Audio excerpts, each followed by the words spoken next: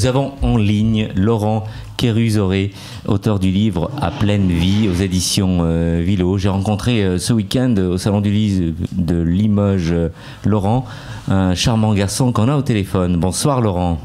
Bonsoir. Merci d'appeler l'émission Mon Micro et d'intervenir. Alors, Laurent, tu t'appelles aussi Thomas dans la série Plus belle la vie, diffusée tous les soirs sur France 3. Alors, Thomas est, comme beaucoup de gens savent, barman dans le célèbre bar du Mistral. Et À pleine vie est un livre qui raconte surtout ta vie, n'est-ce pas ?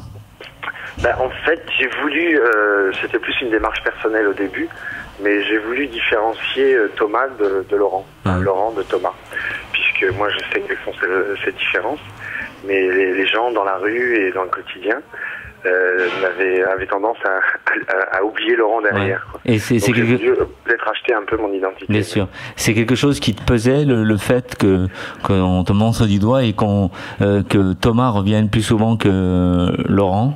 Ça m'a pesé quelques temps, mais j'ai vite réagi. En fait, je me dis que c'était comme ça et qu'a priori c'était plutôt positif quand même, puisque les gens, a priori, c'était beaucoup d'amour qu'on me donnait, puisque, à mon grand étonnement au début, c'est devenu le personnage homo est devenu le chouchou des Français. Donc c'est vrai que j'étais assez surpris. Donc effectivement, Thomas, pour eux, il fait partie de la famille. Donc quand on me voit dans la rue, c'est de suite Thomas et non pas Laurent. Maintenant, ça commence à changer un petit peu. Voilà. Ouais. Et toi, en ce qui te concerne... Ça m'a pas pesé, pardon. En fait, c'était plus une démarche personnelle de remettre un peu les choses en ordre. D'accord. En ce qui te concerne, quand tu te regardais en face d'une glace, tu voyais qui dominait, plutôt Laurent ou Thomas? Je voyais Laurent, mais c'est vrai que j'ai tendance, d'ailleurs je l'écris dans le livre, j'avais tendance des fois à voir Thomas et comme je le dis, je me faisais la gueule du coup. Ouais.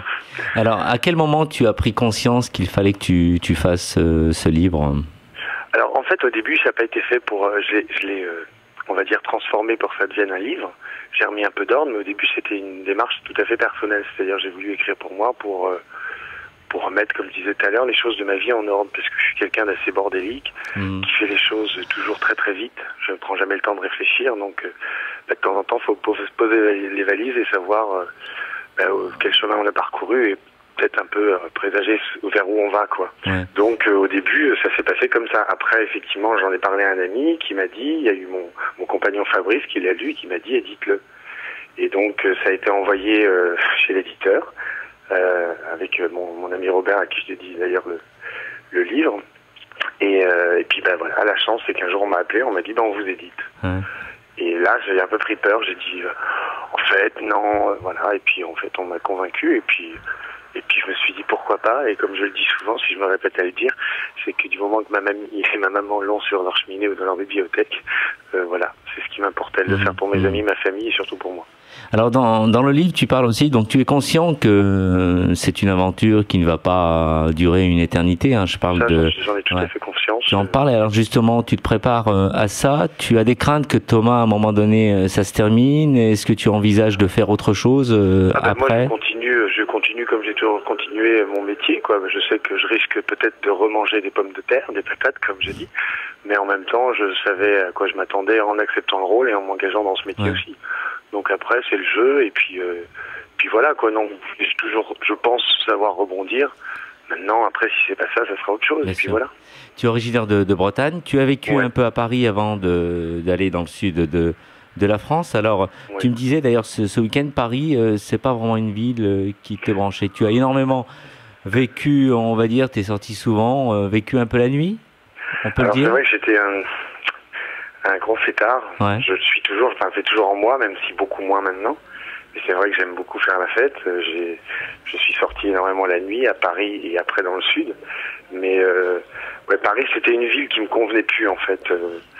Je m'en rendais même pas compte. C'est mon meilleur ami qui un jour m'a dit Laurent, tu ne quittes plus ton quartier de Montmartre, donc il y avait un problème, quoi. Ouais.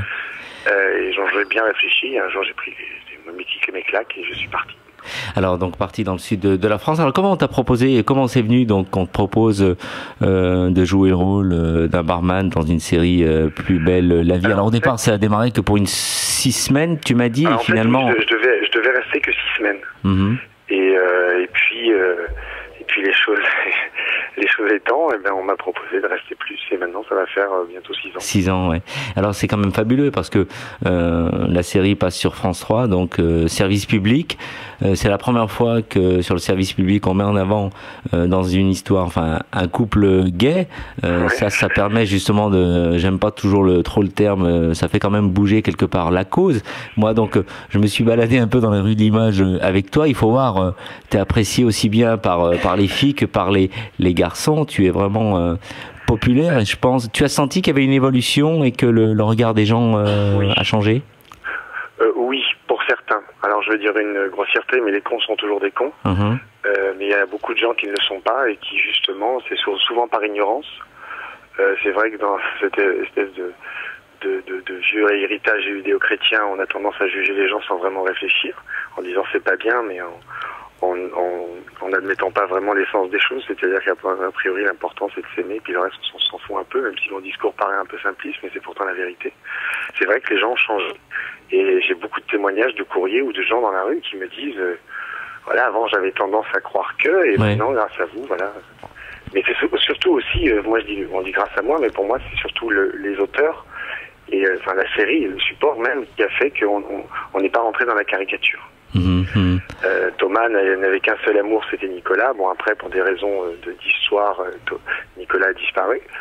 Il y en a eu un autre, mais voilà, c'est pas, on n'est pas dans le stéréotype dans lequel on était il y a quelques années encore. Enfin, d'après moi. Ouais. Alors, est-ce que cette aventure, est-ce qu'elle peut se poursuivre un jour, qui sait, peut-être Plus belle la vie au cinéma, non? Je suis pas sûr que ce soit vraiment nécessaire de faire un Plus belle la vie au cinéma. Je pense que la force justement de Plus belle la vie, c'est d'être un feuilleton et d'être aussi sur le service public à cette heure-là. C'est une réunion familiale à ce moment-là. Cette série a réussi à réunir un peu la famille. Non, au cinéma, je pense pas que ça soit vraiment utile. Voilà. En même temps, si un jour on nous le propose, je peux pas dire que je dirais non parce que je n'en sais rien. Mais à l'heure actuelle, je pense que voilà, on est mieux à 20h20 sur France 3 que en long métrage au cinéma. Voilà. Oui. Est-ce que vous donnez, ça t'arrive de donner des idées justement aux scénaristes? Alors, pas du tout. Alors, je pense que je leur donne des idées, mais tout ça est inconscient. Puisque, en fait, je pense qu'ils se servent aussi un petit peu de nos personnalités, hein, puisque il y a quand même, on est nos personnages presque tous les jours, donc voilà. Donc non, je ne soumets aucune idée, et je m'en laisse, je joue sous leur plume, quoi, si je peux m'exprimer ainsi. Ils savent ce qu'ils ont à faire. Moi, mon métier, c'est d'incarner le personnage, d'être au service de ce personnage. Après, ils font ce qu'ils veulent, voilà. Je m'immisce pas dans leurs écritures, dans leurs écrits. Pour revenir au livre, tu as déjà des admirateurs, après t'avoir vu donc à la télé, qui se sont procurés le livre et qui en ont fait un commentaire? Alors j'ai quelques gens autour de moi, et puis il y a eu pas mal de témoignages, et dont un très très fort ce week-end, qui m'a... Ah oui, j'aimerais bien que tu le dises, effectivement, oui. J'ai fondu en larmes en plein salon. Une femme qui est venue, une dame, une maman, qui est venue chercher mon livre le samedi après-midi, parce que voilà, fan de la série, donc elle voyait Thomas, voilà, c'était vraiment peut-être plus un achat souvenir, quoi, presque. Et en fait, elle l'a lu le soir même, et elle est revenue le lendemain, cette dame, avec la larme à l'œil, en me disant merci. J'ai dit mais pourquoi? Elle me dit j'ai lu votre livre et mon fils est homosexuel, je ne l'ai jamais accepté, et avec ce livre, je l'ai réveillé la nuit, et je lui ai dit que je l'aimais. Et je vais pas pleurer, mais je suis un peu bilidette, je suis désolé. Si, mais ça m'a ému. Voilà. Mais ça t'a ému, ouais. C'est ce que je disais, si ce livre a pu aider une personne, je suis déjà content. C'est vrai. Bon, je peux vous dire que Laurent est sensible parce qu'il nous avait raconté justement cette anecdote au restaurant le midi. Tu étais en compagnie de ton attaché de presse et c'est vrai que tu en avais pleuré. C'est bien quand les gens s'expriment comme ça, ils te passent ce message-là. C'est vrai que les salons du livre, ils sont faits aussi pour ça, à la rencontre du lecteur, et ce sont des moments vraiment très très forts.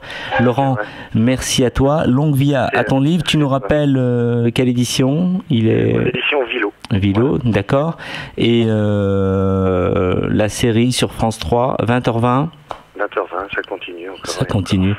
Longue vie à la série, longue vie au livre, longue vie à toi. Merci pour ton intervention et je te dis à bientôt.